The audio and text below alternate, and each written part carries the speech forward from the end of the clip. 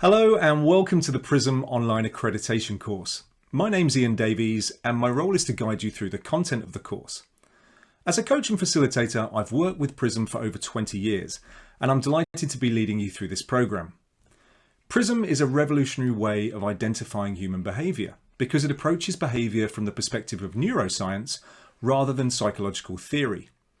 This principle is important as recent discoveries in neuroscience inform our understanding of human behaviour and challenge more traditional thinking. We'll explore the link between neuroscience and PRISM during the course, and in particular, how the brain works to create behaviour. Now, we make no excuses for covering the brain in some depth, as a good working knowledge of neuroscience is key to understanding PRISM and getting the most from the tool with your clients. This online accreditation course is specifically designed to enable you to qualify as a PRISM practitioner at your own pace, in your own time. The course is divided into distinct chapters, and you can leave and return the course at any time. I'll guide you through the video content, and Alex Eade, who's the PRISM Development Director, will take you through the quizzes and exercises. Towards the end of the course, Alex will also conduct a live feedback session with you and discuss how he can support your initial feedback sessions with your clients. If you're outside the UK, this session will be run by one of our overseas PRISM trainers. So let's get started. I hope you're ready for an engaging, rewarding online learning experience with plenty of insightful content.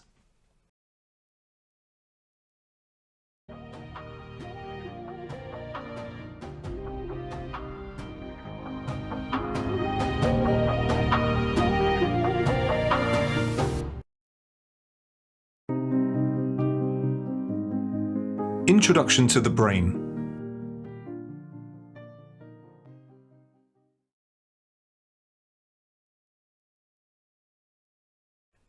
Initially, any study of the brain can feel a bit intimidating because the vocabulary of neuroscience includes words that are unfamiliar to most people.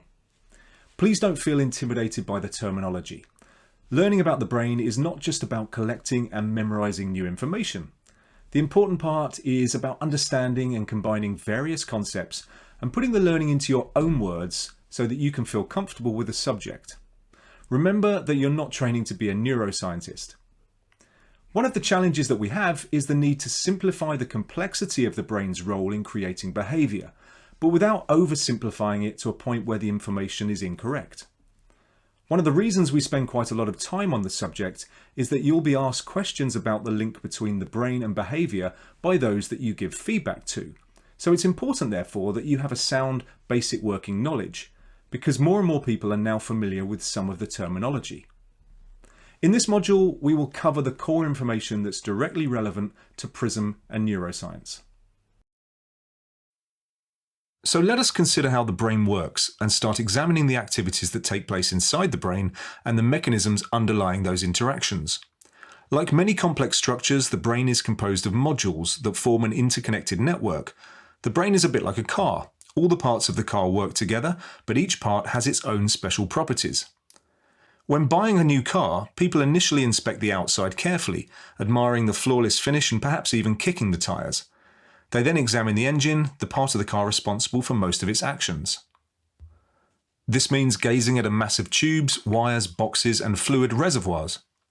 All most of us can do is look, because what we see simply makes no sense, except in the most general way. We know that the engine burns fuel to make the car move and somehow generates electricity, but this tells us nothing about what all the engine's many parts do. What we need is information about how such a system works. This brain-car metaphor is important when we consider human behaviour. For example, one output of a car is its top speed, one of its actions. However, no matter how closely we examine the engine, we cannot see where top speed exists. That's because, like human behaviour, its top speed is the product of many parts of the car working together. Similarly, in our brain, activities such as creativity are generated by different parts of the brain also working together.